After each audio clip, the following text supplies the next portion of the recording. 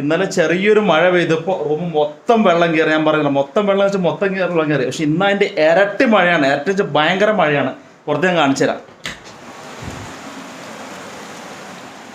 പക്ഷെ ഒരു തുള്ളി വെള്ളം പോലും കയറിയില്ല. നമ്മുടെ കൂട്ടുകാരൻ പറഞ്ഞ ഐഡിയ ഉണ്ടോ, സംഭവം എന്തായാലും സക്സസ് ആയതുകൊണ്ട് ഒരു തുള്ളി വെള്ളം കയറിയിട്ടില്ല.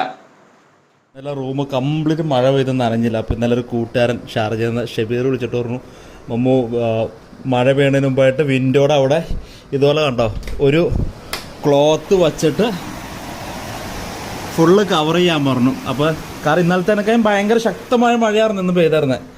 എന്നിട്ട് അത് ക്ലോസ് ചെയ്താൽ മതി എന്ന് പറഞ്ഞു. എന്നുണ്ട് ഒരു തുള്ളി വെള്ളം പോലും റൂമിൽ കയറിയിട്ടില്ല. ഇന്നലെ ഇതിലും ചെറിയ മഴ പെയ്തിട്ട് കംപ്ലീറ്റ് വിൻഡോ, ഇവിടുത്തെ പ്രശ്നം എന്ന് വെച്ചാൽ ഈ ബാൽക്കണി ഇല്ലാത്തതുകൊണ്ട് ഒട്ടുമിക്ക വീടുകളിലും, ബാൽക്കണി അല്ലല്ലോ എന്താ പറയുക, സെൻസൈഡ് ഇല്ലാത്തതുകൊണ്ടോ ഒട്ടുമിക്ക വീടുകളിലും വെള്ളം കയറും ഈ മഴ പെയ്യും. ചെറിയൊരു ചാറ്റൽ മഴ പെയ്താൽ മതി.